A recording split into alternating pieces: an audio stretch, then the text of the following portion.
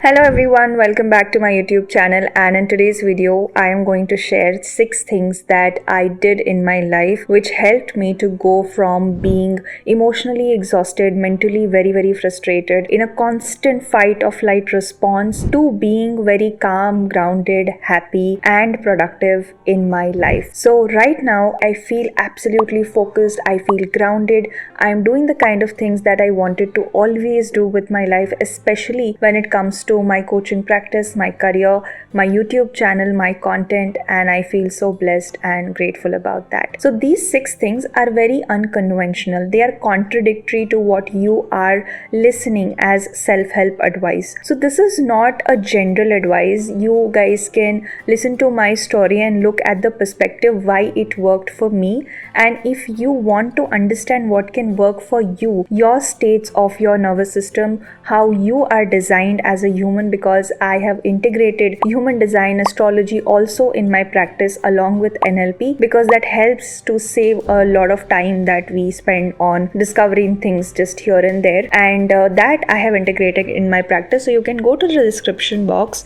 you can book a call with me, and I can help you sort things out and find out what is really aligning with you. So to describe the previous state before this transformation, I would get very easily overwhelmed, and I didn't even know that this is a state of overwhelm of my nervous system. So I thought this is being motivated, that I am a very driven person, and what would happen is that in certain areas of life like school, and I would the head girl of my school, I would do so many activities in the school, I would be an overachiever over there, but when it came to things like keeping things at their place, so children of my age would do that very easily, but small stuff that people do very easily, I was not able to do that, especially things which are related to household chores. And even today I don't like a lot of household chores, but somehow it felt like maybe I am indisciplined or I am lazy, and I started to take on all of these labels, and life continued after it. Then I realized that whatever I am doing with myself, it is exhausting me, it is burning me out, and something needs to change. And as I started to learn more about the brain, I learned NLP, I learned about the nervous system, I learned about emotions and how our body holds memories, emotions, our triggers, how they get triggered. When I went into the science of it, I understood what is happening with me. I was giving myself even more and more to do, whereas what my nervous system really needed was the sense of safety and groundedness, that where I had to tell my mind body system that, hey Rutuja, you are safe. You don't have to always think about what the other person is thinking and how they would react, or you don't have to always think about what is the next thing that I can do so that I can overachieve and become even better, and all of these things. Even today I love growth, I love achievement, but all of that is coming from a very healthy place and not from a place of wanting a lot of validation from other people that, oh, Rutuja is a good person, or Rutuja is a really intelligent person, or she achieves a lot in her life. None of that matters right now. What really matters is how much Rutuja feels happy and she is satisfied with the practice that she has in her life. So this is the shift that happened. So the first thing that I did, which I always wanted, especially after my school and my college time, is that wanting to not wake up to an alarm. And in college days also, it became very difficult to wake up to that particular ring of the alarm. I hate the alarm clock voice, and I also hate the meetings voice. Different softwares are used by different corporate people, but particularly the Teams meeting, there's a particular sound to the corporate Teams meeting. Oh my god, I hate that voice, and I didn't want it to get up to things like that. And I had that luxury because I quit my full-time job to become a life coach, so I allowed myself to do it. Even if you are not able to, let's say you don't have your own setup, or you have to show up at work, make sure that you are sleeping well, because sleeping well makes a huge difference to how your nervous system feels. Because my clients who actually want to break out of that loop of automatic responding to life, where you are just responding to urgency and emergency, you are training your nervous system and your brain to just respond to the external triggers of life and not do anything intentionally. And it becomes so difficult for the people who are coming for coaching to change that, because it is years of conditioning to respond to emergency, to respond to somebody shouting on you, to respond to, that my boss would be upset, or what would my mother-in-law say, or what would my mother say, or what would my father say, what would my brother think of me. And I know of so many women and also a lot of men who have this constant chatter going on in their mind, and there is no real sense of safety in their body. So not letting myself just get up to some emergency sound like an alarm really helped me a lot. And sometimes I wake up way early, and sometimes I let myself just sleep, and that really is helpful. So my sleeping hours are not fixed. I let my body and my mind decide how much they want to sleep, when they want to sleep, and when they want to get up. Until when I would do that? Till the time that my body feels safe to get into a rhythm, not in a routine, in a rhythm. I want to live by rhythm, music, art, and not by mechanical things like routines. And yes, I want to be intentional. I want to show up for things that matter to me. And for that, I'll have to intentionally guide my energy, not force it on something. This is the philosophy right now that is really resonating with me and also my clients. So the second thing I did is micro boundaries. Micro boundaries are things like not responding to the email or to the message quickly. Okay. Now I had the habit that every message should be answered, every email should be answered. I just scan through it. What is important? Is it on my top priority? Then I am responding to it. And there were certain people, who would just call me to give ideas, or who was just call me to vent out whatever they are going through in their life.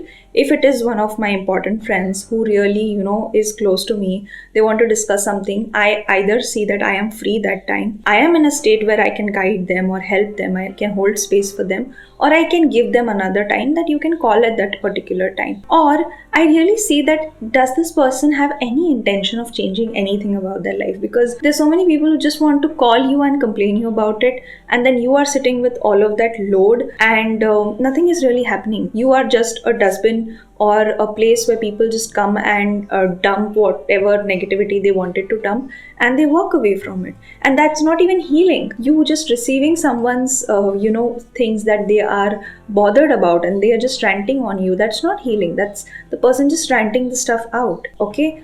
Healing involves actually changing people's response to the triggers, and that is a professional process that I do in coaching. So I made sure that I'm not mixing the two, and that has created a huge impact on how my energy feels when I am being available for someone, whether personally or professionally. Micro boundaries also look like walking away from a room that does not feel okay to me, where people are insulting each other, where they are talking stupid things about each other. Let's say we are going to a gathering, and sometimes in Indian festivals, or even if you're meeting after a long time, people are very okay to shame each other, just call anything. So if I am in a room where I just don't like the vibe of the room, I exit that room. And I have started to do this so much more now, and I'm doing it without guilt and without apology, that I don't have to be there. So this is something that I have also started to do. And if certain sounds don't feel pleasant, like I said, the alarm clock or things like that, I am trying to eliminate them as much as possible. Now this can look like, okay, then I am becoming less resilient to all of these things, and then I'm not building my capacity to tolerate, and that is what we look at as strength. But let me tell you, how much suffering you can take is not your measure of strength. Your measure of strength, your measure of character, your measure of self-esteem is that, okay, this is something that's building me up, it's not breaking me down. If there is something that takes away energy from you, it's not building you up. For example, creating content is challenging. Okay, taking up difficult issues with my clients is challenging, but I'm not running away from that. I'm ready to show up differently. I'm ready to try different techniques with my clients so that I can give them the particular result that they are looking for. Do extra research for them. That is building strength in my practice. But how much suffering can I take? God does not give me any brownie points for that. And more people evolve, more they evolve spiritually and emotionally, the easier it becomes to actually say, that, hey, this is not the suffering that I want in my life and I am not creating it. A lot of times, people, especially who are more into, who are empaths, who healers, or who are into the practices where they are helping other people evolve, they can get into toxicity thinking that it's my job to clean up all this stuff, even if I have not created it. I have looked at this pattern of being a savior to people and then also deciding how much do I really want to do. And I have changed it from being a savior to being a coach.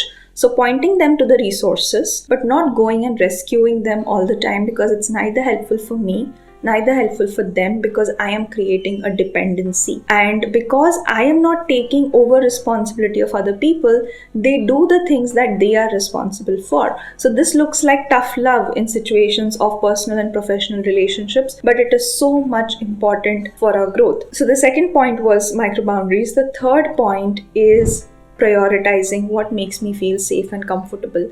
For example, something as simple as my really weighted blanket. So if I feel like during the day itself, I need a moment of safety for my nervous system, I'm feeling overexcited, I'm feeling over stimulated, that there is so many things going on, so many noises around me, anything like that, I just go to my blanket for 2 to 3 minutes, I recharge, or even in between sessions I feel recharged, and then I come back. Now this can look very silly for a person who does not understand what happens when you wrap yourself in a comfortable blanket to your nervous system. Your nervous system's parasympathetic response starts to activate and you start to calm down, you start to slow down. And when you know how to calm yourself down, you're not scared of getting into an activated state again. Now, why do we need the activated state? For example, right now, when I am utilizing my energy, I am in an activated state. When I'll be doing something related to my household chores, I am in an activated state.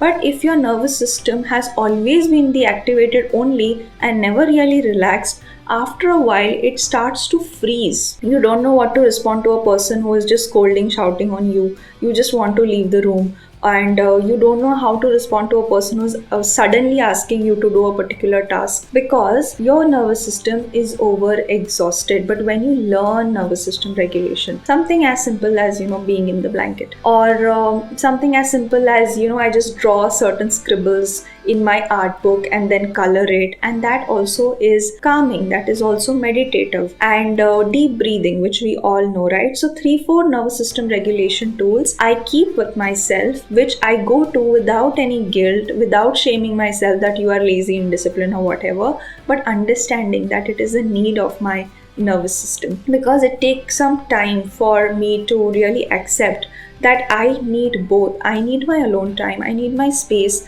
and I also need other people. My personal and professional relationships, I value them, I nurture them. But once you have an understanding of what your personality is really like, you take away the guilt from wanting what is important as an emotional need, as a need that keeps your mental health in a good shape. The fourth thing that I understood is that everything in this universe is not urgent and I don't have to rush it. Okay, there are certain things that I can take my own time to do it, and that is how I actually got productive. Let's say there are 3 very big things coming up in 2026, okay? So 3 services that we are reopening again, and we have revamped the services for the year 2026. The first is the women's cohort, women leadership cohort, where we'll be prioritizing how you can increase your wealth earning potential by getting more productive, by keeping your emotional wellness, by getting more visible.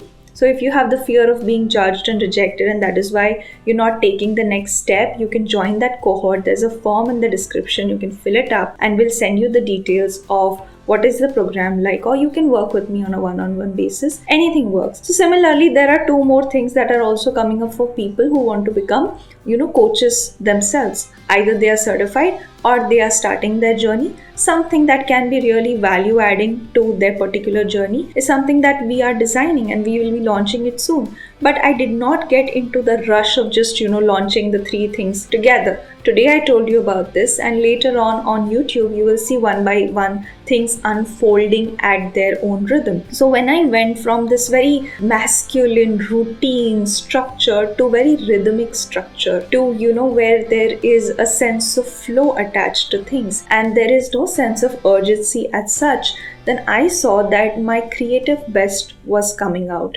I'm able to show up better as a coach, and that is why if there is something that a client says, I urgently want a session, then I really look at it if it is really an emergency, or this client also has a need to always, disrupt other people's boundaries as well, or their own boundaries as well. They allow other people to disrupt, and everything in their life is an response to emergency. Okay, so just half an hour before, it's very rare that I could schedule a session with someone unless and until it's a really emergency situation. And even at home, I am responding, seeing that how much of emergency is it really? Because for me, it was always looking like everything is urgent, everything is important, and I need to do everything. So no clear prioritization, due to which my productivity and my sense of joy while doing that particular thing, both of the things were getting compromised. The next is that I started to beautify things around me, whether it is for myself, like I like good music, I like